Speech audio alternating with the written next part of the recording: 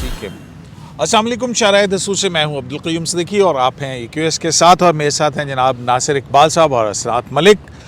आज एक अहम डेवलपमेंट हुई है और ये डेवलपमेंट है एक ख़बर से, लेकिन कज़िया बहुत ही पुराना है। और कज़िया क्या है? कज़िया वही है कि 184(3) के नीचे इमरान खान पनामा पेपर्स को लेके सुप्रीम कोर्ट में गए। सुप्रीम कोर्ट में कार्रवाई हुई और उस कार्रवाई के बाद पहले एक बेंच बना, फिर दूसरा बेंच बना, फिर JIT बनी, फिर व्हाट्सएप जो है वो JIT बनी, फिर जो है वो एक ट्रायल हुआ। उस ट्रायल के बाद सज़ाएं हुई। सज़ाओं के बाद जो है वो फिर जज अरशद मलिक की वीडियो आई, जज अरशद मलिक की वीडियो आई, उधर जस्टिस शौकत सिद्दीक की रेवलेशंस आई, फिर उसके बाद अब एक और नई रेवलेशन आई है और वो स्टोरी शाया हुई अखबार में। और अखबार की उस स्टोरी के ऊपर जो है आज इस्लामाबाद हाई कोर्ट ने द न्यूज़ और जंग की management reporter, editor, chief editor, उनको नोटिस कर दिया है और एक मुख्तसर सी जो है वो हेयरिंग हुई। तो इस पर बात करते हैं कि ये क्या हो रहा है। नासिर साहब, ये क्या हो रहा है? देखें क़य्यूम साहब, इतनी थोड़ी सी ठंड में इतनी गरम खबर आपके पास है, फिर आप कह रहे हैं ये क्या हो रहा है? आपके तो मज़े और अच्छा, मेरे मज़े कहाँ से हो गए? देखिए ना, बीइंग अ जर्नलिस्ट आप मतलब आप you are most sought after journalist, तो इस तरह की खबरें हैं तो लोग आपसे फ़ोन कर करके, उस वक्त से मैं देख रहा हूँ कि आपको कॉल पे कॉल आ रही है कि भाइयों हमें बताओ क्या हो रहा है। तो आप बिज़ी हैं। बहरहाल कोर्ट ने ये आज नोटिस लिया है और मैं आपको पहले भी बता रहा था ये 204 के तहत ही नोटिस लिया, क्योंकि कोर्ट ने का ये कहना है, जो ऑर्डर है जो हमने पढ़ा है उस पर उनका ये कहना है कि कोर्ट प्रोसीडिंग्स से आउटसाइड जो कोई भी ऐसी डेवलपमेंट जो इंडिपेंडेंस ऑफ जुडिशरी को हिट करती हो या प्रेजुडिस करती हो किसी प्रोसीडिंग्स को, या इंटरफेरेंस की, एडमिनिस्ट्रेशन ऑफ जस्टिस में वो इंटरफेरेंस की कोशिश हो, तो उस पर कोई भी कोर्ट हो, मतलब हाई कोर्ट वैसे सुमोटो नहीं ले सकती, ये क्लियर है।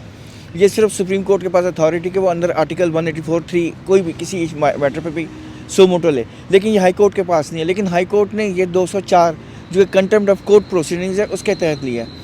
अब देखें अब कल वो क्या होता है। कल उन्होंने अंसार अब्बासी साहब को भी तो ये जो ऑर्डर आपके पास है जस्टिस अतर मिनल्ला साहब का, इस ऑर्डर में क्या आखिर में क्या लिखा हुआ है? क्या हाँ, अगर आप इजाज़त दें तो मैं हाँ बिल्कुल। अच्छा, ये उन्होंने लिखा है, जो इम्पोर्टेंट पैरा मैं वो पढ़ देता हूँ। It is noted that trial outside a court in any form which tends to influence the proceedings and determination in the pending matter attracts the offence of criminal contempt. The report published in the news prima facie tends to influence the proceedings and determination in the pending matter and having the effect of obstructing the administration of justice and or to divert the cause of justice because no such affidavits form part of the judicial record. ठीक है, the publishing of reports during the pendency of a matter are the most serious form of contempt.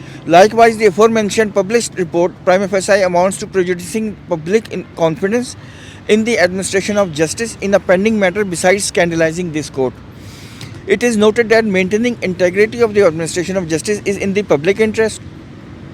The aforementioned publication prima facie appears to undermine public confidence in the impartiality and independence of the court and its honorable judges. Safeguarding the dignity and decorum of this court and the administration of justice is inevitable for upholding the rule of law and to ensure that disputes are decided in a fair and uninfluenced manner. The office is therefore directed to issue notice to Mir Shakil Rahman, Editor-in-Chief, Mr. Amir Ghauri, Editor, and Mr. Ansar Abbasi, the News International of the Jang Group of newspaper.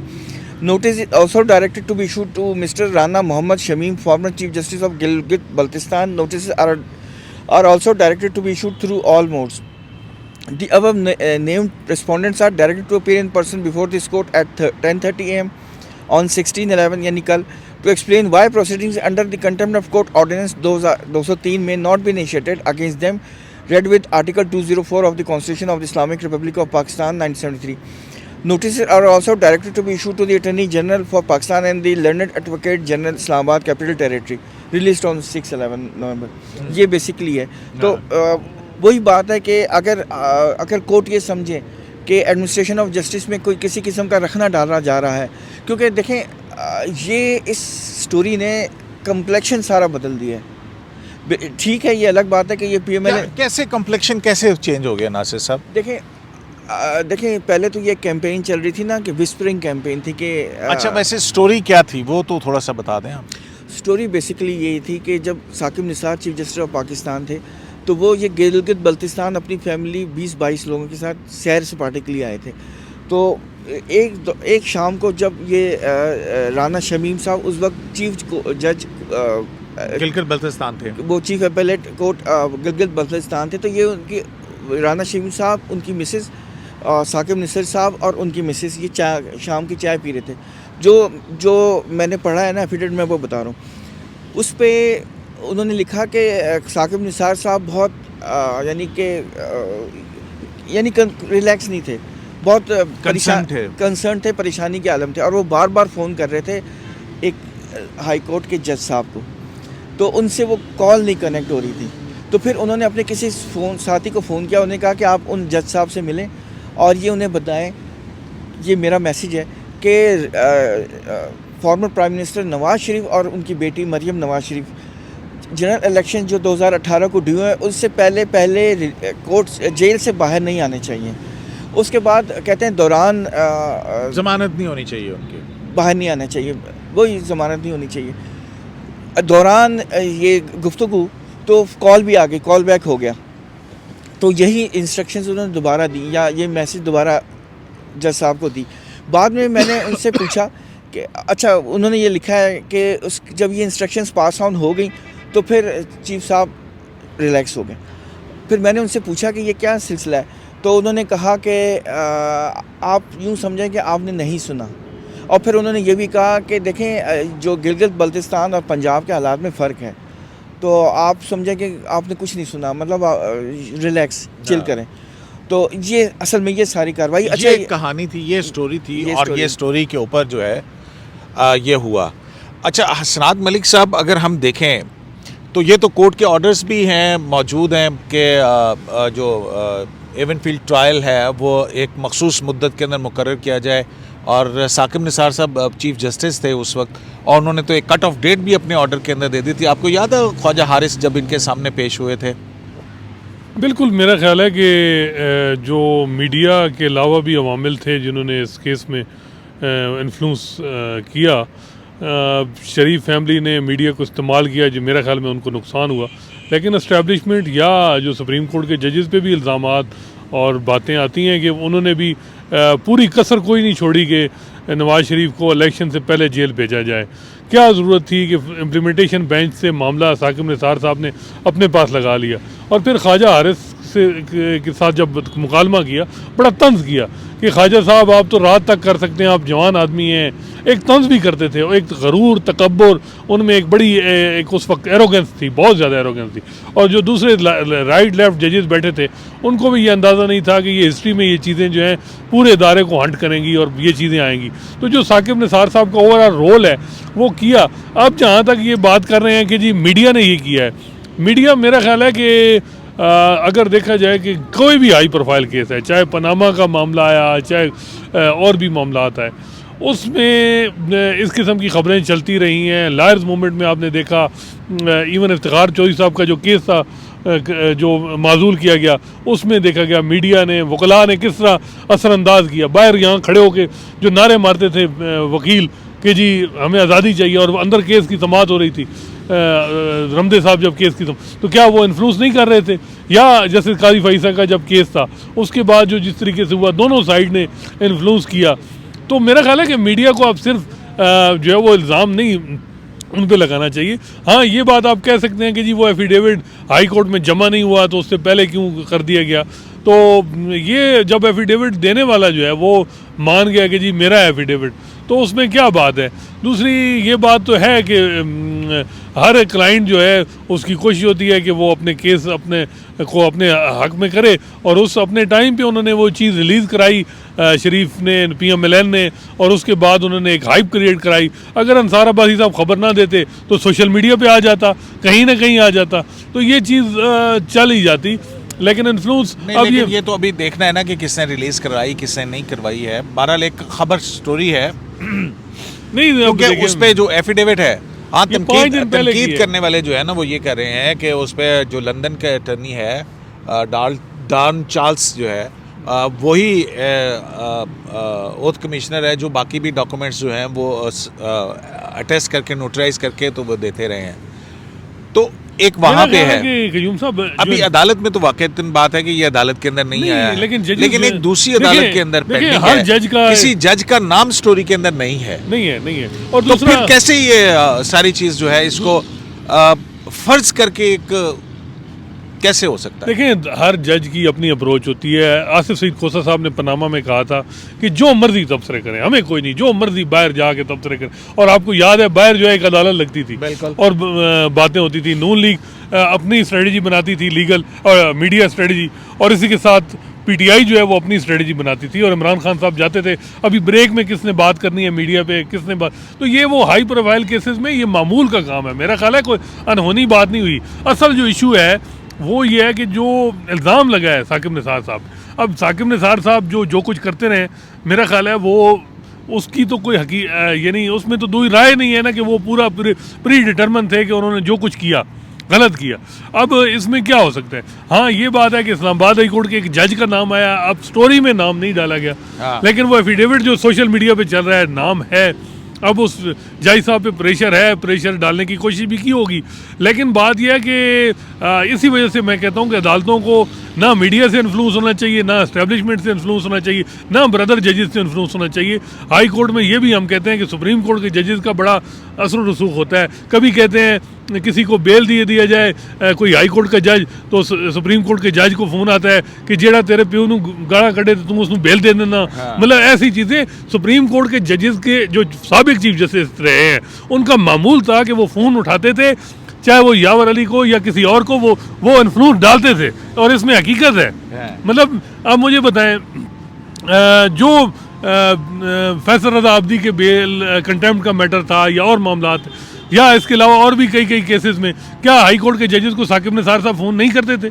तो ये वो सारी चीज़ें हैं। मतलब हाँ, ये बात है कि अंसार अब्बासी साहब का अगर वो ये जो है वो एफिडेविट जमा हो जाता है इस्लामाबाद हाई कोर्ट में तो ज़्यादा बेहतर था। अब इसमें लग ये रहा है कि नून लीग का वो जो है कि वो इसमें मीडिया पे ज़्यादा खेल रही है। अब लीगली क्या वो इसको जो है सबमिट करेगी कि नहीं करेगी, ये चीज़ भी हमने देखी। लेकिन अगर नासिर साहब अगर ये एफिडेविट कल जैसे वो है कल 10:30 बजे है, उस पे जो है वो उनके आते हैं वो आकर के एक एफिडेविट जो इस केस के अंदर ये पेश कर देते तो फिर क्या प्रोसीडिंग की सूरत हाल बन सकती है? नहीं क़य्यूम साहब, ये मैं बताता हूँ। पहले ये बताएं, वो जो PMLN के लोग बाहर सुप्रीम कोर्ट के बाहर जो तकरीरें करते थे, बाद में उन्होंने कंटेम्प्ट फेस किया था कि नहीं किया था? डिस्क्वालीफाई हुए थे ना फॉर 5 ईयर्स, लेकिन 4 हुए थे ना? 3 एक तो वो थे अपना दानियल अजीज थे, तलाल चौधरी थे, और फिर एक और थे, कौन से? नहीं, वो तो ओवरऑल गालियां देते वो तो और तरह की थी। मतलब रिडिक्यूलिंग था, स्कैंडलाइजेशन है ना। आप अगर हाई कोर्ट या किसी भी कोर्ट के देखें, बादल असल है कि मुझे अभी तक ये बात नहीं समझ आ रही कि ये एफिडेविट जमा कहाँ हुआ है। मुझे नहीं मालूम कि ये एफिडेविट कहाँ जमा हुआ है, क्या इस्लामाबाद हाई कोर्ट में जमा हुआ है या अब ये रास्ते में है या अभी जमा होगा। लेकिन ये मेरा जो आपने सवाल किया है, देखें अंसार अब्बासी साहब ने जो ख़बर दी है वो बेसिकली ज़ाहिर है वो एक्सप्लेन करेंगे कि ख़बर तो ये है। देखें, सोशल अगर वो ना देते तो सोशल मीडिया में तो ये चल रही थी, नोटिस तो उन्होंने फिर सोशल मीडिया में लेना था। लेकिन मैं ये नहीं समझता हूँ कि वो बेसिकली एक तरह से जो आपने कहा था ना कि एक ट्रायल करना चाहिए था या एक इंक्वायरी करनी थी, ये एक इंक्वायरी का एक प्रोसेस है। मतलब है कि मैं यही कह रहा था कि वो इस कि ये सामने आई है चीज़, तो अपनी कोई जुडिशियल इंक्वायरी करते, कोई कॉन्क्रीट किस्म की चीज़ आती सामने, तो फिर उसके बाद इसको इस तरह से पब्लिक होता। अब इसमें जो है वो एक 2 तरह का मैसेज आ रहा है कि शूटिंग द मैसेंजर वाली बात है ना। अगर किसी केस के हवाले से कोई फैक्ट्स जो है वो सामने आते हैं तो उस पर कैसे होगा? Messenger as well as protecting his colleague, ये दोनों बातें साथ चल रही हैं, ठीक है ना, कि हाई कोर्ट के एक जज के ऊपर एक एस्पर्जन आ रही है। तो वही मैं कह रहा हूँ कि क्या उसकी इंक्वायरी नहीं हो जानी चाहिए थी? पूछते कि आपका क्या ख्याल है कि उन्होंने पूछा होगा, कोई ऑफिशियली लेटर लिखा होगा, नहीं लिखा होगा? ये तो सिंपल जो ऑर्डर पड़ा है आपने रजिस्ट्रार हाई कोर्ट का एक नोट है और उसके ऊपर जो है ना ये हाई कोर्ट में कार्रवाई ये है। केस पेंडिंग है ना, तो जाहिर है उन्होंने मैं तो उनके mind I can't speak his Nasir mind. साहब ये कोर्ट किसी दूसरी कोर्ट के अंदर पेंडिंग मैटर है ना, तो उस पे नहीं, बेंच डिफरेंट है ना, कोर्ट तो हाई कोर्ट ही है ना, हाई कोर्ट ही है, हाँ, लेकिन ये ये बेंच डिफरेंट है। मामला तो किसी और के पास तो है ही ना। इज द चीफ जस्टिस ना, ये तो उनकी रिस्पॉन्सिबिलिटी में आता है ना कि अपने ब्रदर जजेस या मतलब एक्सप्रेशन तो आ रहा है ना, गलत है, सच है, झूठ है, एक्सप्रेशन रबिश का है। जो फैसला कैसे होगा? अब ये कल पता लगेगा ना, कल इसकी एक तरह की इंक्वायरी होगी, वो पूछा जाएगा। राना शमीम साहब को बुलाया गया है ना, वैसे आई डोंट बिलीव कि वो कल आ सकेंगे। ये तो बहुत दो वाली हाँ। बात है ना, कल क्या होता है क्या नहीं होता है ये देखना है ना। तो बहरहाल अब उनसे पूछा जाएगा, ये बाकायदा मेरे ख्याल में इसकी हियरिंग होगी। ये मेरी अंडरस्टैंडिंग है। खैर ये तो फिर वही बात है कि हम एक पेंडिंग प्रोसीडिंग्स में इंटरफेरेंस और हम काइट फ्लाइंग हम नहीं तो कर सकते। काइट फ्लाइंग नहीं करें, हम तो कानून क्या कहता है हम तो उसके वाले से बात करें। अच्छा, दूसरी एक और बात भी है नहीं, नासिर अच्छा, साहब, ये जो आपको याद होगा कि जब ये कन्विक्शन हुई एवनफील्ड के अंदर, तो उसके बाद जो है वो जो मैंने रिसर्च किया उसमें ये था कि एक फौरी रिलीफ के लिए एप्लीकेशन दाखिल की गई थी बेल के लिए, और वो जो समाअत हुई जुलाई की ही बात है, और जुलाई में जो बेंच था वो जस्टिस मोहसिन अख्तर कियानी और जो है वो मियां गुल हसन औरंगज़ेब का था, जिसमें ये रिलीफ डिनाई हुआ था। तो ये एक अनहोनी सी बात नहीं है कि क्योंकि अब देखें जस्टिस जो आमिर फ़ारूक हैं, हम कोई एस्पर्शन क्रिएट नहीं कर रहे हैं उनके ऊपर या कुछ और, लेकिन जिस तरह से तैनाती हुई तो यहाँ पे इस्लामाबाद में वो इस इशू भी बना था, लॉयर्स ने जो है हड़ताल भी की थी कि ये यहाँ प्रैक्टिस नहीं करते हैं, और ये साकिब निसार साहब के दौर के अंदर ही इनकी अपॉइंटमेंट भी हुई थी। देखें कयूम साहब, बात असल ये है कि हाई कोर्ट ने जो भी करना है वो तो हमें क्लियर कल पता लगेगा कि क्या होगा क्या नहीं होगा। लेकिन आपको याद होगा कि जब हम सुप्रीम कोर्ट में एक प्रोग्राम किया करते थे, ख़ास तौर पे इस पैनामा में, तो हम बार बार एक ही चीज़ कहा करते थे कि जब भी जो जुडिशरी है वो पॉलिटिकल मामलात में इंटरफेयर होंगी तो वो फिर जो ट्रायल पे होगा वो कोर्ट ही होगा। वो पॉलिटिशियंस का कोई नुकसान नहीं होता। पॉलिटिशियंस ज़्यादातर उनसे कोई फ़र्क नहीं पड़ता, जेल चले गए, देखें कुछ पता नहीं क्या हालात होंगे। नवाज शरीफ साहब पहले भी बाहर चले गए थे, उन पे पहले भी केसेस थे, वो फिर अदलिया का इदारा तो सबका हाँ, इदारा है ना, हाँ, तो उसको बिल्कुल। बचाना तो जाहिर है। देखिए मेरा ख्याल है कयूम साहब, अगर आप कहें कि आमिर फारूक साहब को जो मेरा ख्याल है अब इस मामले में करना वो गलत है, लेकिन अगर आप कहें कि जी साकिब निसार साहब, तो कोई नहीं इल्जाम लगा वही रहा, बात ये मैं तो वो है जो सोशल नहीं, मीडिया पे चला रहा है, राना तो शमीम हम साहब, ये भी नहीं claim कर रहे कि हाँ अब हम कयूम उसको साहब यकीन आपस की करते बात हैं है, कि राना नहीं करते। शमीम साहब जो हैं वो नून लीग के जो लायर्स विंग थे उसके अहदेदार भी रहे हैं। हाँ। उनकी अपने भी क्रीडेंशियल पे सवाल उठेंगे कि भाई वो अब वो कहाँ थे, पहले कहाँ थे, और ये एफिडेविट की हैसियत क्या है। हाँ। वो बातें सारी बिल्कुल ठीक हैं, लेकिन बात यह है कि क्या साकिब निसार साहब हाई कोर्ट के मामलात में इंटरफेयर करते थे कि नहीं। मैं मोटी सी बात करता हूँ, चाहे वो इस्लामाबाद हाई कोर्ट के चीफ जस्टिस अतर मिनल्ला साहब का मामला था, इन्होंने और खोसा साहब ने तन मन लगाया कि इनको चीफ जस्टिस नहीं बनने देते। इवन उन्होंने बुला के एक जज को कहा कि नहीं आपने और लेना है, हम आपको जज बना रहे हैं। फिर उन्होंने सिंध हाई कोर्ट के एक जज को कहा कि जी हम आपको चीफ जस्टिस ये बनाएंगे। आपके सोर्सेज क्लेम करते हैं। मैं बिल्कुल कंफर्म कह रहा हूँ, और नासिर साहब भी इसको कंफर्म करेंगे। देखिए बात बिल्कुल ठीक है। देखिए इसके अलावा उन्होंने कहा जी कि सिंध हाई कोर्ट के जजेस मुझे पता है कि स्टे दे देते हैं। फिर इसके अलावा उन्होंने खुद कहते थे कि ये केस जो है ये फलां डीबी हाई कोर्ट में सुने। और यही जो एवन फील्ड में जो बेल मैटर था, अतर मिनल्ला साहब ने जो ऑर्डर किया, जो साकिब निसार ने नोट किया उसके और ऊपर देखिए, बाकायदा ओपन कोर्ट के अंदर जो है वो रिडिक्यूल किया गया था ना। बिल्कुल असल में मसला ये है कि ये इस्तेमाल हो गए हैं। अब बात ये है कि सारा नज़ला इस वक्त जुडिशरी पे है। जुडिशरी चाहे वो मीडिया पे अपना कंटेम्प्ट करे या जो भी करे, इस्तेमाल हो गई है जुडिशरी और ठीक ठाक हो गई है। और अब जो है इनको कोई कहीं डिफेंड करने वाला कोई नहीं है। अब शौकत सदीकी का मामला देखें, उनकी एक स्टेटमेंट है, अरशद मलिक की स्टेटमेंट है, अब ये मामला आ गया है। ये सारे चीज़ें मेरा ख्याल है पनामा का जो ओवरऑल इसने पूरी जुडिशरी के एक ओवरऑल जो है ना बहुत ही गहरे असरात छोड़े हैं। और जुडिशरी को मेरा ख्याल है उसके बाद जो है इस वक्त हालात मजीद वीक बनी हैं, और बी टीम के रोल जो प्ले किया है। चलें ये तो फिर हम तारीख के अंदर चले जाएंगे तो बहुत कुछ हो जाएगा। नासिर साहब अब मेरे सूत्र ये कह रहे हैं कि ये भी तो कुछ भी नहीं है, और अभी तो और बहुत सारे बड़े बड़े सरप्राइजेस जो हैं वो हो सकता है कि हमें देखने पड़े।